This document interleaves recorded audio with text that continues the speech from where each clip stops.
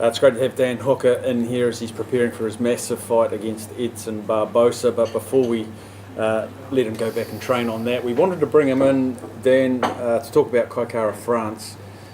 He's been waiting for his opportunity under the UFC banner. His nickname's Don't Blink. Yeah. I guess it's self-explanatory, but can we blink when he fights Elias Garcia? No, definitely not. So he had a late change of replacement opponent last week. He was fighting Ashkan Mokhtarian. Mokhtarian pulled out, but the team was kind of expecting that. They got a pretty quick turnaround. So this guy, Elias Garcia, Mexican guy, he's from Milwaukee, trains at Rufus Sport in Milwaukee, so he's very good, 6-1. He's 0-1 under the UFC banner, and I feel like that's going to be 0-2. You know, this guy's a striker, but he's a far more exciting striker and stands his ground a lot more. I think it's that Mexican blood in him. Stands his ground a lot more than his previous opponent. So I'm viewing this as a good thing, this change of opponent, because now he's getting a guy that's actually going to stand and trade shots with him, and that's not good against Kaikara France, because for a flyweight, he has a lot of knockout power, and that's where the name comes from.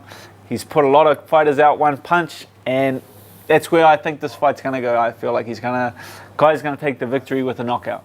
And he's busy, isn't he? He's a real busy fighter. He doesn't seem to be the sort of guy that's going to find range. He's just going to explode. Yep. That's the flyweights. They got gas coming out of their ears, and they have very high-paced fights, and he's the one coming in fit, so I feel like he's going to go in there to push the pace. Elias is a southpaw, but so was Kai's previous opponent, so we're already trained for that, and he's the fittest he's ever looked. He's looking in great shape. He can push hard for 15 minutes, and I can't wait. You train with him. How ready is he for this? How excited is he for this? Ridiculously ready. Too ready. Too ready. Like it's a bit eerie when a guy has like a perfect camp, because that gets me a bit worried, because nothing went wrong. You know, he was sparring great, training great, all his conditioning went great, he's going in, no injuries. So when you have the perfect camp, you know, it sets you up very well for a fight. So he's just got to pull the trigger on Sunday.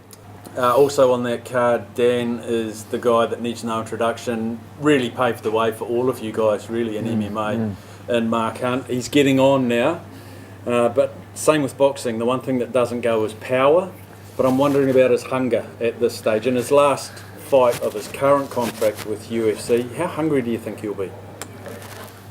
He's trained hard for this fight. Like I've been following their camp. One of the guys from my team is taking him for is setting up his program for his camp, so I know he's been training hard. I know he's been pushing hard. He's been in the gym every day. He took his camp over to Tiger Muay Thai in Thailand, and so he's been doing his camp there. He's looking in great shape, so you know that's generally a good sign when Mark gets in there, when you can tell by the way he looks, and he's looking in phenomenal shape. It's a good opponent for him. Justin Wilms, 7-1. He's a striker also. He's training at AKA, so people are a bit worried that he's going to go for the takedown, but I feel like he went there because he's a striking-based fighter, and he went there to train with the best wrestlers so he can use like takedown defense more opposed to offensive takedowns. So I think Wilms is a very good boxer.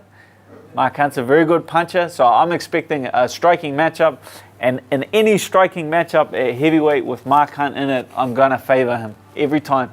He's a general, paved the way for New Zealand martial arts. So again, looking for a big knockout for Mark coming into this one. And if he does get that big knockout, does he hang the gloves up? Does he just keep going? He doesn't have a lot of miles on his body for you know the age and the heavyweight that he is. Like he's training consistently now. He's under some of like the best training that he's ever been throughout his career. He's taking good care of his body. He's eating better than he has in the past. So I feel like he has a few big fights outside of the UFC left in him. No matter where he could, you know, the world is his oyster. That's why this is the last fight on his contract. And I don't think this is going to be the last time we'll ever see Mark Hunt fight. So does he become sort of like a free agent after this fight, and he can go and fight for other organisations or one-off events? Yep, he definitely can, whether that be in New Zealand or whether, you know, there's big shows like Ryzen that I'm sure will be interested. That's a big show in Japan. Mark Hunt is hugely famous in Japan from the K1 and Pride days. So he has a very big name in Japan. So he has some, there's money to be made outside of the UFC for such a big name like Mark.